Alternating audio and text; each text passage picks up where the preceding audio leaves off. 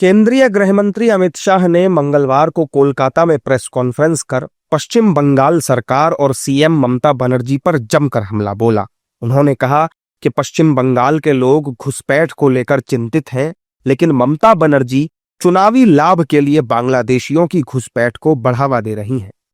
सीमा पर से कोई घुस कर आता है तो कहां जाता है? सबसे पहले बंगाल के गांव में जाता है। आपका पटवारी क्या कर रहा है? आपका थाना क्या कर रहा है? क्यों इसको अरेस्ट नहीं किया जाता? क्यों उस पर केस दर्ज नहीं होता? क्यों इसको वापस भेजा नहीं जाता? जवाब है क्या आपके पास? क्या बंगाल की मुख्यमंत्री ये जवाब दे सकती है कि असम में घुसपैठ क्यों बंद हो गई? त्रिपुरा में घुसपैठ क्यों बंद हो गई? गुजरात और राजस्थान की बॉर्डर पर घुसपैठ क्यों नहीं होती है? पंजाब की बॉर्डर पर घुसपैठ क्यों नहीं होती है? कश्मीर की बॉर्डर पर घुसपैठ क्यों नहीं होती है? सिर्फ बंगाल में क्यों होती है?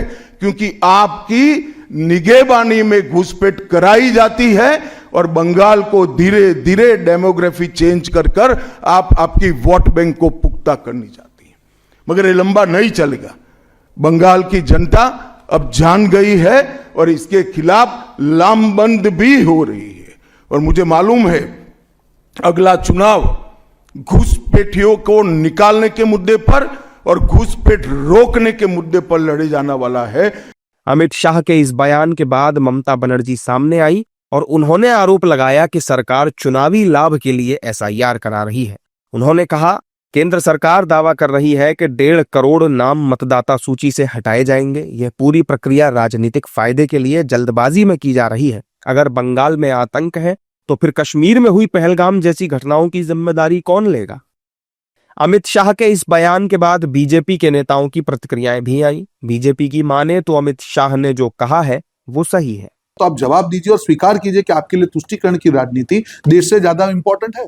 आप सीए का विरोध करते हैं, आप एसआईआर का विरोध करते हैं, आप फेंसिंग के लिए जगह नहीं देते हैं, तो आपकी मंशा तो साफ है ना कि आपको घुसपैठियों के सहारे सरकार बनानी है। पर इस बार पश्चिम बंगाल की जनता आपकी हकीकत जान चुकी है और इसीलिए घुसपैठियों के सहारे सरकार बनाने की आपकी साजिश है, उसको कभी भी सक्सेस नहीं होने देगी। जबकि अमित शाह के बयान पर विपक्ष हमलावर है।